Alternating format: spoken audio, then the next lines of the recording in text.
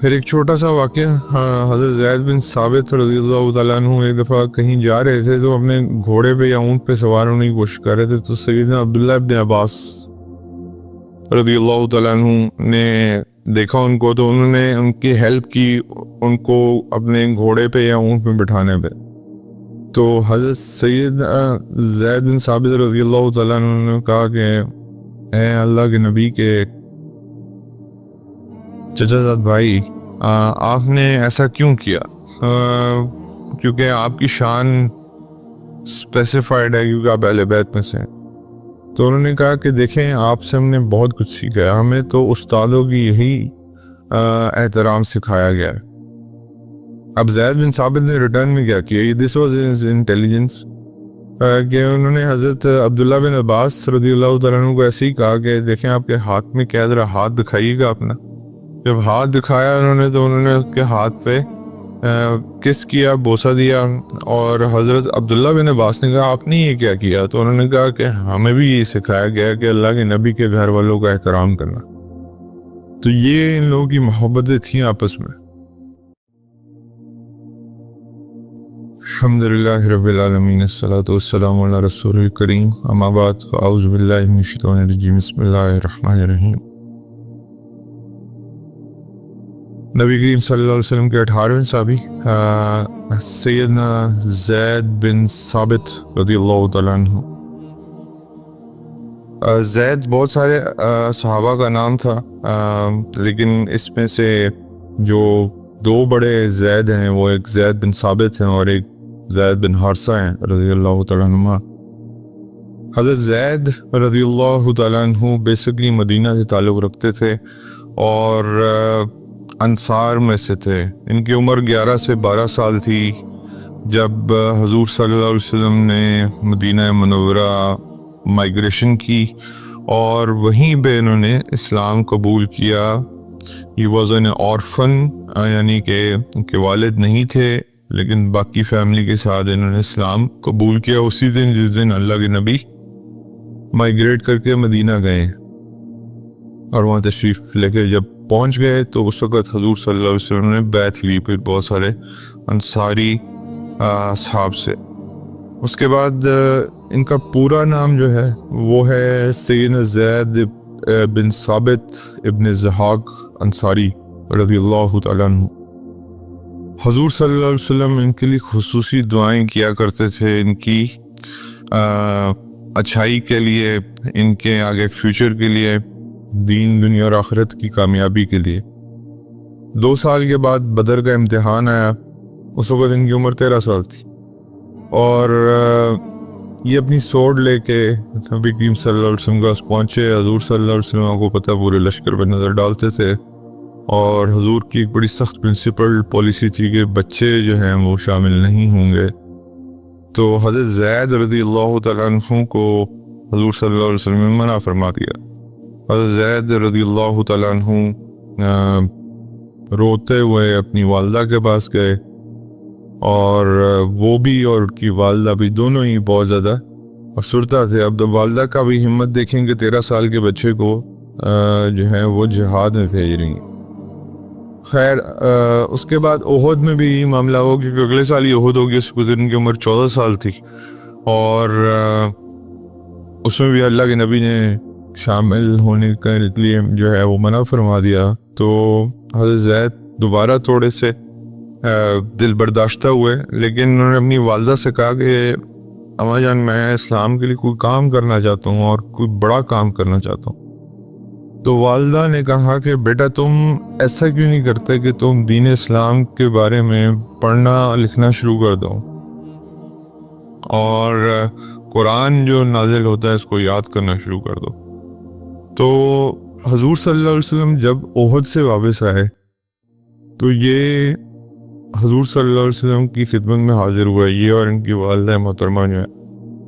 تو دونوں والدہ محترمہ نے بتایا کہ زید بن ثابت رضی اللہ تعالیٰ عنہ نے 17 سپارے جو ہیں وہ حفظ کر لیے، اور اب یہ ڈیورنگ دا ڈیوریشن آف احد ہے صرف۔ اب آپ دیکھ لیں ان کا انٹیلیجنس کیا تھی، ان کا مائنڈ کیسا تھا، اور دین کے لیے کچھ کرنے کی خواہش کیا تھی. تو اس کے بعد ان کی والدہ نے حضور صلی اللہ علیہ وسلم کو یہ بھی کہا کہ میرا بیٹا جو ہے یہ بہت اچھا لکھنا پڑھنا جانتا ہے, بہت اچھی تلاوت بھی کرتا ہے.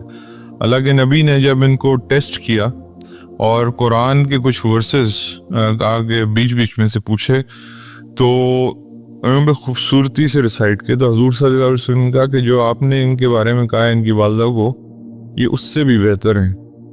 یعنی کہ حضور صلی اللہ علیہ وسلم نے حضرت زید کی تلاوت کی, خوب داد رسی کی, اور پھر اس کے بعد جو انہوں نے قرآن جس طرح یاد کیا وہ بھی ایک کسی معجزے سے کم نہیں ہے. احد کے دن مطلب میں 17 سپارے یاد کر لینا چھوٹی بات نہیں ہے. اس کے بعد حضور صلی اللہ علیہ وسلم نے ان کا یہ علمی مشغلہ دیکھ کے ان کو کہا کہ آپ ہیبریو لینگویج یاد کریں, عبرانی. یہ بیسیکلی جیوز بولا کرتے تھے, اور نبی کریم صلی اللہ علیہ وسلم کے ساتھ جیوز کے ساتھ کافی لینا دینا پڑتا تھا. حضور کہتے تھے یہ جیوز جو ہیں یہ قابل اعتماد لوگ نہیں ہیں. اب ہمیں نہیں پتہ چلتا کہ یہ کوئی ایسی لینگویج میں ہمیں کوئی بات کہہ دیں جو ہمیں پتہ نہ چلے. We cannot trust them. So one of our people has to learn the language so that we can find out کہ یہ کیا کہہ رہے ہیں, تاکہ ہمیں ٹرسٹ ڈیفیسٹ نہ ہو. تو سیدنا زید بن ثابت رضی اللہ تعالیٰ عنہ کو حضور نے یہ ٹاسک دی کہ آپ ہیبریو لینگویج یاد کریں. Within 2 weeks, after 2 weeks, he came to Prophet صلی اللہ علیہ وسلم and said کہ I have learned the Hebrew language, میں نے ہیبریو لینگویج یاد کر لی ہے. Not only یاد کر لی ہے, I have mastered it, میں اس کو بول بھی سکتا ہوں, میں اس کو لکھ بھی سکتا ہوں, اور جو بھی چیز اس میں آئے گی وہ میرے سامنے ہے. عبرانی زبان اب حضرت زید بن ثابت کی فنگر ٹپس پہ تھی. اس کے بعد حضور صلی اللہ علیہ وسلم ان سے خطوط بھی لکھوایا کرتے تھے, جیسے کہ ڈفرینٹ بادشاہوں کو خطوط لکھے. اس میں حضرت زید بن ثابت واز ون آف دا سبسکرائبس جو تھے وہ, یعنی کہ لکھا کرتے تھے. اس کے بعد حضور صلی اللہ علیہ وسلم نے پھر ان سے ایک اور خواہش کا اظہار کیا, اور انہوں نے کہا کہ میں آپ چاہتا ہوں کہ آپ ایک اور لینگویجز یاد کریں, اور یہ سرینیا ایک لینگویج ہے یا سرک ایک لینگویج ہے, اور ان کو کہا کہ یہ آپ یاد کریں. اور اس کے پیچھے بھی یہی ریزن تھی کہ ہمیں دوسروں کی لینگویج کمپلیٹلی اس کے اوپر عبور حاصل ہونا چاہیے. تو 17 دن بعد حضرت زید بن ثابت رضی اللہ تعالیٰ عنہ حاضر ہوتے ہیں اور کہتے ہیں کہ میں نے mastered it, I can learn, read, write, speak ایوری تھنگ. یعنی کہ 2 لینگویجز پہ مہارت حاصل ہو گئی. حضرت زید بن ثابت کو بچے تھے, مطلب بڑی ایج کے نہیں تھے. حضور صلی اللہ علیہ وسلم نے فرمایا کہ جو بھی لینگویجز یاد کرتا ہے وہ ہمیشہ دوسروں کے شر سے محفوظ رہے گا جو کہ ان کو شر پہنچانا چاہتے ہیں. کیونکہ آپ جب دشمن کے ساتھ بیٹھے ہوں اور دشمن کی لینگویج کچھ اور ہو تو یو کین نیور انڈرسٹینڈ کہ واٹ دے آر پلاننگ. تو اس لیے ہمیں بھی کچھ لینگویجز کو کوشش کرنی چاہیے کہ وہ عبور حاصل کریں. اور ہمارے سامنے تو مثال ہے, ہمارے ہاں جب کوئی آتا ہے یہ اردو سمجھنے کی کوشش کرتے ہیں, آپ سب دیکھتے ہی ہو. اس کے پیچھے ریزن ہے, ریزن یہ ہے کہ اب دیکھو اللہ کے نبی کی تعلیم ہی ہمارے لیے ہے, لیکن we don't try to even جب وہ بات کر رہے تھے ہمیں ان کو سننا, مطلب کہ ہم کوشش بھی نہیں کرتے کہ یہ کیا بات کر رہے, لیکن when we are talking they are listening very carefully. تو this means کہ why they are listening? Because they have a mistrust. There is a trust issue. جتنا مرضی ہو آپ کو منہ پہ گئے وہ بہت اچھا ہے, سب کچھ اچھا ہے, لیکن وہ جو ہے نا ایک مسٹرسٹ کا ایشو ہے. تو اس لیے یہ اصل میں مسلمانوں کی شان ہونی چاہیے تھی کہ وہ یہ لینگویجز یاد کرتے, لیکن انفارچونیٹلی ہم لوگ اس میں, ہم سے قرآن یاد نہیں ہوا تو یہ لینگویجز کیا یاد کرنی ہے. ہم نے بیسک عربی نہیں یاد کی یا بیسک عربی نہیں سیکھی تو باقی لینگویجز پہ کیا جانا ہے. لیکن خیر دشمن کی زبان آپ کو ضرور آنی چاہیے. اس کی وجہ یہ ہے کہ تاکہ آپ ان کی ہر بات پہ نظر رکھ سکیں. اس کے بعد اللہ کے نبی نے ان کو ایک اور مرتبہ دیا جو کہ کاتب وحی کا تھا. تو ہی واز کاتب وحی آف رسول اللہ صلی اللہ علیہ وسلم. جو بھی وحی آیا کرتی تھی حضرت زید جو ہیں اس کو لکھ لیا کرتے تھے کسی پیپر پہ, کسی پارچمنٹ پہ, یا کسی بون پہ, یا کسی ٹری ٹرنک پہ. اس وقت آپ کو پتہ ہے کوئی پراپر اسلامک سسٹم تو نہیں تھا. پھر اس کے بعد انہوں نے جنگ خندق میں, جس کا ابھی ہم ذکر کر رہے تھے, اس میں شرکت فرمائی. تو بدر اور احد میں آپ کو بتا دیا میں نے کہ بچے ہونے کی وجہ سے اللہ تعالیٰ کے نبی نے اجازت نہیں دی. اس کے بعد تبوک میں بھی انہوں نے شرکت فرمائی, اور جو مسلمانوں کا جھنڈا تھا وہ حضرت زید بن ثابت رضی اللہ تعالیٰ عنہ کے پاس تھا. اس کے بعد جی حضور صلی اللہ علیہ وسلم کی دنیا سے تشریف لے کے جانے کے بعد حضرت ابوبکر رضی اللہ تعالیٰ عنہ کا جو خلافت کہ چننے کا وقت آیا تو انصار نے حضرت سعد بن عبادہ کو نومینیٹ کیا تھا خلیفہ مسلمانوں کے لیے. حضرت زید بن ثابت رضی اللہ تعالیٰ عنہ نے اگر جو بڑے ہسٹوریکل ورڈز بولے, انہوں نے کہا کہ دیکھیں یہ جو رائٹ ہے یہ مہاجرین کا, حالانکہ یہ ہی واز فرام انصار ہمسیلف. یہ رائٹ مہاجرین کا, ہم انصار ہیں, we are the helpers, we will help them in every cause. یعنی کہ اب جو بھی مہاجر خلیفہ بنے گا ہم ان کی ہیلپ کریں گے. تو جب حضرت ابوبکر رضی اللہ تعالیٰ عنہ کا نام فائنلائز ہوا تو حضرت زید بن ثابت جو تھے رضی اللہ تعالیٰ عنہ, انہوں نے سب سے پہلے حضرت ابوبکر کے انصار میں سے بیعت کی. تو یعنی کہ عمر زیادہ نہیں ہے لیکن عقل اور فراست اللہ تعالیٰ نے اتنی دی ہوئی ہے, علم اتنا کھولا ہوا تھا ان کے اوپر, تو انہوں نے سب سے پہلے ایلیجنس پلیج کی. اس کے بعد قرآن کا کمپائلیشن کا واقعہ آپ کو پتہ ہے کہ قرآن 2 دفعہ کمپائل ہوا ہے بیسیکلی. ایک دفعہ سیدنا صدیق اکبر رضی اللہ تعالیٰ عنہ کے زمانے میں, جب یمامہ کے بعد بہت سارے حفاظ شہید ہوئے تو حضرت عمر فاروق رضی اللہ تعالیٰ عنہ نے مشورہ دیا. سیدنا صدیق اکبر نے تھوڑا پہلے اس کو ریزسٹ کیا, اور ریزسٹنس کی وجہ یہ تھی کہ وہ جا کہتے تھے کہ میں کیسے وہ کام کروں جو اللہ کے نبی نے نہیں کیا. لیکن پھر حضرت عمر نے ان کو کنونس کیا کہ دیکھیں اس طرح اگر ہمارے حفاظ شہید ہوتے گئے تو پھر یہ کلام جو ہے یہ نکلتا جائے گا. تو پھر حضرت زید بن ثابت واز دا فوکل پرسن, جن کو یہ ٹاسک دیا گیا کہ اب آپ نے جو کچھ لکھا تھا یہ سارا کچھ اکٹھا کریں اور قرآن کو کمپائل کریں. اور پھر دوبارہ جب فائنل قرآن جو میرے اور آپ کے پاس ہے اس وقت, سیدنا عثمان غنی رضی اللہ تعالیٰ عنہ کے زمانے میں جب اس کو لکھا گیا, حضرت حذیفہ بن یمان رضی اللہ تعالیٰ عنہ بہت ساری ڈیفرنٹ جگہوں سے گھوم کے جب آئے تھے, انہوں نے کہا کہ قرآن ڈیفرنٹ ڈائلیکٹ میں پڑھا جا رہا ہے, اس کو ایک ڈائلیکٹ میں کرنا پڑے گا. تو پھر دوبارہ سیدنا عثمان غنی رضی اللہ تعالیٰ عنہ نے حضرت زید بن ثابت رضی اللہ تعالیٰ عنہ کی ڈیوٹی لگائی کہ آپ وہ قرآن جو ہے جس کی ماسٹر کاپی جو ہے وہ حضرت اماں حفصہ رضی اللہ تعالیٰ عنہ کے پاس ہے, ان سے لیں اور اس کو دوبارہ ایک ڈائلیکٹ میں جو قریش کا ڈائلیکٹ ہے اس میں اس کو لکھیں, تاکہ اور پھر اس کی کاپیز جو ہیں وہ پوری دنیا میں مسلمان جہاں بھی تھے وہاں تقسیم کر دی گئیں. تو آج جب میں اور آپ قرآن پڑھتے ہیں تو اس میں 2 لوگ کی یاد ہمیں ہمیشہ آنی چاہیے. حضرت سیدنا عثمان رضی اللہ تعالیٰ عنہ کا یہ کارنامہ, اور اس کے بعد حضرت زید بن ثابت رضی اللہ تعالیٰ عنہ نے اس چیز کو, he was a focal person who made possible کہ یہ بٹھا کے دوبارہ سارا جو حفاظ سے اور جو کچھ بھی لکھا ہوا تھا اس کو اکٹھا کیا. اس کے بعد جی یہ ٹاپ ریسائٹرز میں سے تھے قرآن کے. حضرت زید بن ثابت 3 بیسکلی ٹاپ ریسائٹرز تھے. حضرت زید بن ثابت رضی اللہ تعالیٰ عنہ, حضرت ابی بن کعب رضی اللہ تعالیٰ عنہ, حضرت علی رضی اللہ تعالیٰ عنہ, اور ایک روایت میں آتا ہے کہ حضرت ابو موسیٰ اشعری رضی اللہ تعالیٰ عنہ, کیونکہ حضرت ابو موسیٰ اشعری رضی اللہ تعالیٰ عنہ کی تلاوت کے لیے صحابہ ان سے خواہش بھی کیا کرتے تھے. ہم نے لاسٹ ٹائم پڑھا بھی تھا, اور ایون کہ اللہ کے نبی بھی ان سے خواہش کیا کرتے تھے کہ آپ مجھے تلاوت کر کے سنائیں. حضرت ابو موسیٰ اشعری کی تلاوت بہت خوبصورت تھی. پھر ایک چھوٹا سا واقعہ، ہاں، حضرت زید بن ثابت رضی اللہ تعالیٰ عنہ ایک دفعہ کہیں جا رہے تھے تو اپنے گھوڑے پہ یا اونٹ پہ سوار ہونے کی کوشش کر رہے تھے، تو سیدنا عبداللہ ابن عباس رضی اللہ تعالیٰ عنہ نے دیکھا ان کو، تو انہوں نے ان کی ہیلپ کی ان کو اپنے گھوڑے پہ یا اونٹ پہ بٹھانے پہ. تو حضرت سید زید بن ثابت رضی اللہ تعالیٰ عنہ نے کہا کہ اے اللہ کے نبی کے چچا زاد بھائی، آپ نے ایسا کیوں کیا؟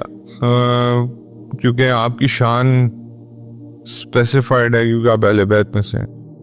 تو انہوں نے کہا کہ دیکھیں، آپ سے ہم نے بہت کچھ سیکھا ہے، ہمیں تو استادوں کی یہی احترام سکھایا گیا ہے. اب زید بن ثابت نے ریٹرن میں کیا کیا، دس واز ہز انٹیلیجنس، کہ انہوں نے حضرت عبداللہ بن عباس رضی اللہ تعالیٰ عنہ کو ایسے ہی کہا کہ دیکھیں آپ کے ہاتھ میں کیا، ذرا ہاتھ دکھائیے گا اپنا. جب ہاتھ دکھایا انہوں نے تو انہوں نے اس کے ہاتھ پہ کس کیا، بوسہ دیا. اور حضرت عبداللہ بن عباس نے کہا آپ نے یہ کیا کیا؟ تو انہوں نے کہا کہ ہمیں بھی یہ سکھایا گیا کہ اللہ کے نبی کے گھر والوں کا احترام کرنا. تو یہ ان لوگوں کی محبتیں تھیں آپس میں. اس کے بعد جی he was one of those people who had a very great knowledge of law of inheritance، یعنی کہ یہ جو انہیریٹنس کا لا ہے، جو کہ ایک بڑا مشکل لا ہے، جس کو سمجھنے کے لیے علماء کے بھی بڑا ٹائم لگ جاتا ہے، ان کو اس کے اوپر فتویٰ دینے میں بڑا وقت لگتا ہے.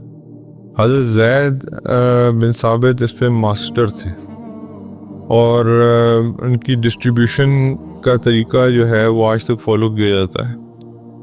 اس کے اوپر 4 رولنگز ہیں حضرت زید بن ثابت رضی اللہ تعالیٰ عنہ کی. ان کو کہا جاتا ہے الزیدیات الاربع، یعنی کہ حضرت زید سے زیدیات بن گیا، اور اربع کا مطلب ہے 4، یعنی کہ 4 رولنگز ہیں حضرت زید بن ثابت کی لا آف انہیریٹنس کے اوپر، جن کے اوپر آج تک مسلمان جو ہیں، جو مفتیان ہیں، جو علماء ہیں، وہ ان کو فالو کر کے انہیریٹنس کے لا کو ڈیفائن کرتے ہیں. تو یہ ان کی بہت بڑی خدمت ہے اسلام کے لیے. اللہ تعالیٰ ہمیں بھی لا آف انہیریٹنس کی سمجھ عطا فرمائے. اس کے بعد جی، کیونکہ اللہ تعالیٰ قرآن میں کہتے ہیں کہ جو بھی میرے لا آف انہیریٹنس کو اپلائی کرتا ہے، جیسے کہ میں نے اور میرے رسول نے کہا ہے، تو وہ جنت میں داخل ہوگا.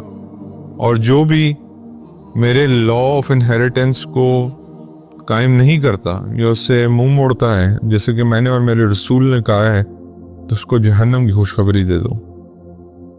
اللہ تعالیٰ ہمیں اس میں خصوصی احتیاط کرنے کی توفیق عطا فرمائے. جب ہم اپنی ول لکھتے ہیں، جب ہم انہیریٹنس قائم کرتے ہیں، تو یہ ہمیں اس میں خصوصی دھیان رکھنے کی ضرورت ہے، کیونکہ یہ بہت ڈینجرس معاملہ ہے. کسی کا آج کل تو یہ عام بات ہے، اللہ معاف کرے، کسی کا جی، اور یہ one of the biggest test ہے. ظاہری بات ہے مال اور دولت کا مسئلہ ہے، اور اس میں انسان کے ساتھ شیطان ہر وقت جو ہے وہ کیا ہے، لگا ہوا ہے. تو کسی کا مال کھا جانا، جو اس کو انہیریٹنس میں اس کا حصہ نہیں ہے، تو اللہ معاف کرے وہ جہنم کا انگارہ لینا ہے. جیسا کہ بار بار یتیموں کے بارے میں بھی آتا ہے کہ یتیم کا جو مال کھاتا ہے، کہ وہ ان کو انہیریٹنس سے ملا ہے، تو اپنے پیٹ میں جہنم کے انگارے بھر رہا ہے. اور جو اس چیز کے اوپر اپلائی کرے گا، اس کے لیے خوشخبری بھی ہے کہ اللہ تعالیٰ نے اس کو جنت کی بشارت بھی دی ہے. اور میں نے آپ کو بتایا کہ ول جو آدمی وہ لکھتے ہیں، ول اس کو کہتے ہیں بیسیکلی اردو میں وصیت کو کہتے ہیں. تو جو ول ہے اس میں آپ یاد رکھیے گا کہ آپ اپنے جو لوگ آپ کی انہیریٹنس میں آتے ہیں، ان کی ول جو ہے وہ آپ ان کو ول میں شامل نہیں کر سکتے. ول صرف آپ کا جو 1/3 پارٹ ہے، اس کے اندر آپ ول کر سکتے ہیں کہ میں پیسے فلانے کو دینا چاہتا ہوں یا کسی اور کو دینا. 2/3 جو ہے وہ باقی آپ کے جو انہیریٹنس والے لوگ ہیں ان میں تقسیم ہوگا. اور پھر اس کے بڑے ڈیفیکلٹ آگے رولز ہیں. حضرت زید بن ثابت سے یہ انہوں نے، میں نے کو بتا دیا کہ الزیدیات الاربع، یہ 4 انہیریٹنس کے رولز بیسک ڈیفائن کیے ہوئے انہوں نے. اور یہ جو پیچھے ہم نے واقعہ پڑھا حضرت عبداللہ بن عباس اور حضرت زید بن ثابت رضی اللہ تعالیٰ عنہ کا، یہ بھی ہمیں بہت کچھ سکھاتا ہے. حضرت عبداللہ بن عباس بیسکلی یہ بتانے کی کوشش کریں گے استاد کا کیا رتبہ ہے، چاہے وہ اہل بیت میں سے ہیں. اور پھر حضرت زید بن ثابت یہ بتانے کی کوشش کریں گے اہل بیت کا کیا رتبہ ہے.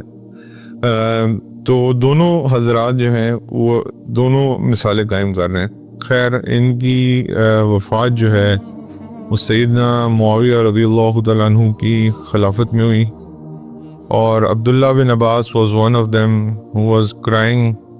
اور ان کا کہ آج زید بن ثابت رضی اللہ تعالیٰ عنہ کے بریل کے ساتھ ساتھ ہم اللہ کے نبی کے بہت ایک بڑا نالج کا پہاڑ بھی دفنا رہے ہیں. کیوں؟ چونکہ قرآن کا علم ان کے پاس، اس کے بعد نبی کریم صلی اللہ علیہ وسلم اپنے لیٹرز لکھواتے تھے، پھر اس کے بعد ڈفرینٹ لینگویجز کا علم ان کے پاس، پھر اس کے بعد وراثت کا جو علم ہے وہ ان کے پاس. تو ہی واز مطلب کہ ماؤنٹین آف نالج. دو خیر حضرت زید بن ثابت رضی اللہ تعالیٰ عنہ حضرت امیر معاویہ رضی اللہ تعالیٰ عنہ کی زمانہ خلافت میں وفات پائی اور ان کو دفنایا گیا. اور حضرت عبداللہ بن عباس رضی اللہ تعالیٰ عنہ کے یہ الفاظ کہ آج ہم ایک علم کا خزانہ جو ہے وہ دفنا رہے ہیں. اور یہ وہی زید ہیں بن ثابت رضی اللہ تعالیٰ عنہ جن کو حضرت ابوبکر نے بلا کے کہا تھا کہ میرے پاس بیٹھ کے لکھو کہ میرے پاس بیٹھ کے لکھو کہ who will be the next خلیفہ. یعنی کہ سیدنا عمر فاروق رضی اللہ تعالیٰ عنہ کا نام جو ہے وہ لکھا گیا تھا as a nomination for the next خلیفہ بائی سیدنا صدیق اکبر، اور وہ حضرت زید بن ثابت سے لکھوایا گیا. تو یہ جی ان کی خدمات تھیں دین اسلام کے لیے. اور آپ دیکھ لو بچے تھے چھوٹے سے، لیکن دین کی خاطر اب 2 دفعہ جہاد پہ جانے سے نہیں شامل ہو سکے، تو اس چیز نے ان کو ڈٹر نہیں کیا. انہوں نے علم کا جو ہے وہ پلو پکڑا اور علم کے ذریعے پھر اپنا لوہا منوایا، اور پھر he became the one of the biggest عالم جو حضور صلی اللہ علیہ وسلم کے صحابہ میں سے تھے. تو اس لیے ضروری نہیں ہے کہ آپ مجاہد ہو، ہو سکتا ہے آپ بہت بڑے عالم ہوں. اسی طرح ضروری نہیں ہے کہ آپ بہت بڑے عالم ہوں، ہو سکتا ہے بہت بڑے مجاہد ہوں. اس کے بعد ضروری نہیں ہے آپ دونوں ہی چیز میں ہوں، ہو سکتا ہے آپ بہت بڑے مبلغ ہوں. تو یہ کئی دفعہ ایسے ہوتا ہے کہ یہ تینوں صفات ایک انسان میں شامل نہیں ہوتی. خیر حضرت زید بن ثابت نے تو خیر جہاد بھی لڑ لیا، مبلغ بھی تھے اور بہت بڑے عالم بھی تھے، لیکن یہ تینوں دین کے علیحدہ علیحدہ پورشنز ہیں. تبلیغ اور ارشاد ایک علیحدہ پورشن ہے، اس کا ایک جو علم کا ذخیرہ ایک علیحدہ پورشن ہے، اور جہاد فی سبیل اللہ ایک علیحدہ پورشن ہے. تو ہمیں یہ تینوں راستے بتائے گئے ہیں اللہ تک پہنچنے کے لیے، دین اسلام کو ماسٹر کرنے کے لیے. اب دیکھو ہم نے جب سیدنا خالد بن ولید کے بارے میں پڑھا تھا تو انہوں نے کہا تھا کہ میں قرآن نہیں پڑھ سکا زیادہ، میرا ٹائم نہیں ملا کیونکہ میں سارا وقت میدان جہاد میں رہا. تو اسی طرح کئی صحابہ جو ہیں وہ بہت بڑے مجاہد تھے، کئی صحابہ جو ہیں بہت بڑے عالم تھے، کئی صحابہ جو ہیں بہت بڑے مبلغ تھے. تو کئی صحابہ کو اللہ تعالیٰ نے تینوں شانیں دی ہوئی تھیں. تو ہر ایک کی ایک ڈفرینٹ جو ہے نا وہ اللہ تعالیٰ نے. تو دس شوز کہ اگر آپ جہاد بھی نہیں جا سکتے تو پھر آپ دین کا کوئی اور حصہ پکڑ لیں جو آپ آسانی سے کر سکتے ہیں، اور پھر اس کے ساتھ جڑ جائیے. اور پھر زید بن ثابت رضی اللہ تعالیٰ عنہ تو ہمیں یہ سکھا کے گئے کہ اگر آپ اپنی انٹینشن میں صاف ہیں تو پھر آپ بہترین عالم بھی بن سکتے ہیں. اور he was master at the languages, different languages کے ماسٹر بھی تھے. تو یہ ہے جی حضور صلی اللہ علیہ وسلم کے صحابہ وہی والی بات ہر صحابی کی نرالی شان ہے، ہر صحابی کی نرالی بات ہے، اور یہ ان کی ایک نرالی بات تھی کہ یہ علم و جو فہم ہے اس کے پہاڑ تھے، اور حضور صلی اللہ علیہ وسلم نے ان کے لیے دعا جو کی وہ پھر پوری ہوتی ہوئی نظر بھی آئی۔ اللہ تعالیٰ ہمیں عمل کی توفیق عطا فرمائے، ان کی زندگی سے کچھ سیکھنے کی توفیق عطا فرمائے۔ حضرت حذیفہ رضی اللہ تعالیٰ عنہ نے فرمایا کہ اے قراء کی جماعت، یعنی کہ جنہوں نے حافظین ہیں، یعنی حضرت حذیفہ رضی اللہ تعالیٰ عنہ نے فرمایا قراء کی جماعت سی راہ پر ثابت قدم رہو، اس لیے کہ تم سب سے آگے ہوگے، اور اگر تم دائیں بائیں چلے گئے تو تم بہت دور گمراہی میں چلے جاؤ گے۔ حضرت ابو درداء رضی اللہ تعالیٰ عنہ بیان کرتے ہیں کہ روز قیامت اللہ کے یہاں سب سے برا مقام سالم کا ہوگا جو اپنے علم سے فائدہ حاصل نہیں کرتا، اللہ میں معاف فرمائے۔ حضرت ابو ہریرہ رضی اللہ تعالیٰ عنہ بیان کرتے ہیں رسول اللہ صلی اللہ علیہ وسلم نے فرمایا علم، میراث اور قرآن کی تعلیم حاصل کرو اور لوگوں کو سکھاؤ، کیونکہ ان قریب میری روح قبض کر لی جائے گی۔ حضرت انس رضی اللہ تعالیٰ عنہ بیان کرتے ہیں کہ رسول اللہ صلی اللہ علیہ وسلم نے فرمایا جو شخص طلب علم کے لیے سفر کرتا ہے تو وہ واپس آنے تک اللہ کی راہ میں رہتا ہے، اسی درمیان میں اگر وہ فوت ہو جائے تو وہ شہید ہوگا۔ حضرت ابو ہریرہ رضی اللہ تعالیٰ عنہ بیان کرتے ہیں رسول اللہ صلی اللہ علیہ وسلم نے فرمایا دو خصلتیں کسی منافق میں اکٹھی نہیں ہو سکتی، اچھے اخلاق اور دین کی سمجھ بوجھ۔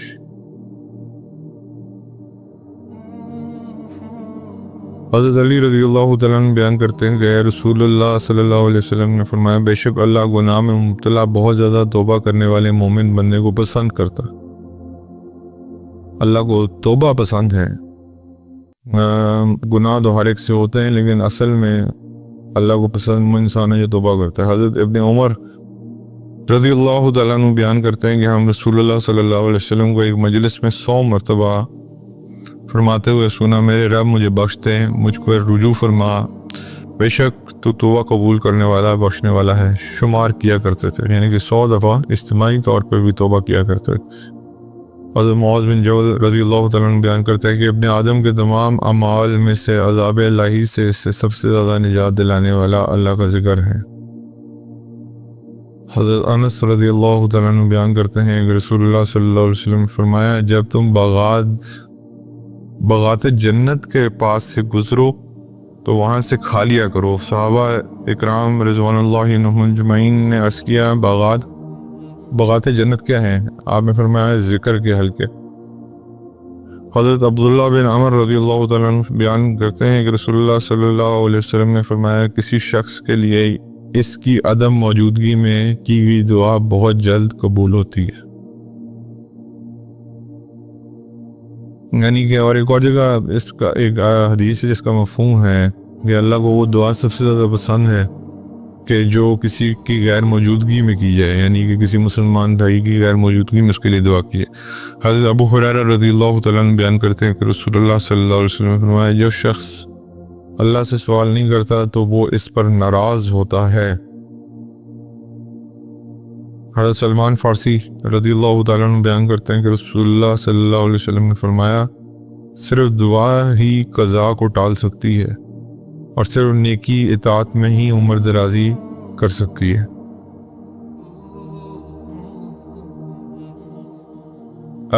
حضرت حذیفہ رضی اللہ تعالیٰ عنہ بیان کرتے ہیں کہ اللہ کے نبی نے فرمایا صلی اللہ علیہ وسلم کہ ہمیں باقی امتوں پر 3 چیزوں پر فضیلت دی گئی ہے، ہماری صفوں کو فرشتوں کی صفوں جیسا قرار دیا گیا ہے، ہمارے لیے ساری زمین مسجد قرار دی گئی ہے، اس کی مٹی کو جب ہم پانی نہ پائیں تو باعث طہارت بنایا گیا ہے۔ حضرت عمر بن خطاب رضی اللہ تعالیٰ عنہ بیان کرتے ہیں دھوپ سے گرم کیے ہوئے پانی سے غسل نہ کیا کرو کیونکہ اس سے پھل بیری کا مرض پیدا ہوتا ہے، یہ جو ہو جاتا ہے آپ کو پتہ ہے اسکن ڈیزیز ہے، تو اللہ تعالیٰ میں محفوظ فرمائے۔ اب یہ الگ حضرت عمر منع فرما رہے ہیں اس چیز سے کہ آپ دھوپ سے پانی کو گرم مت کریں۔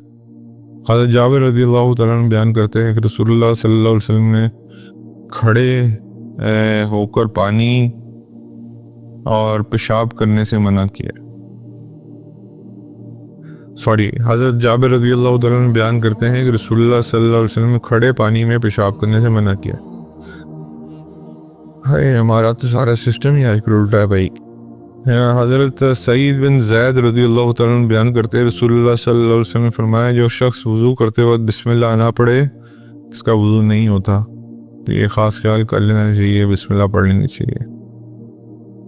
حضرت ابن مسعود رضی اللہ تعالیٰ عنہ بیان فرماتے ہیں کہ اپنی اہلیہ کا بوسہ لینے سے وضو کرنا ضروری ہے۔ حضرت جابر رضی اللہ تعالیٰ عنہ بیان کرتے ہیں کہ رسول اللہ صلی اللہ علیہ وسلم نے فرمایا جنت کی چابی نماز ہے اور نماز کی چابی طہارت ہے، یعنی کہ وضو ہے۔ حضرت عقبہ بن عامر رضی اللہ تعالیٰ عنہ بیان کرتے ہیں کہ رسول اللہ صلی اللہ علیہ وسلم نے فرمایا جو مسلمان وضو کرتا ہے اور اپنی وضو اچھی طرح کرتا ہے پھر کھڑا ہو کر مکمل توجہ کے ساتھ 2 رکعتیں پڑھتا ہے تو اس کے لیے جنت واجب ہو جاتی۔ اللہ جی عمل کی توفیق عطا فرمائے۔ جزاکم اللہ خیر۔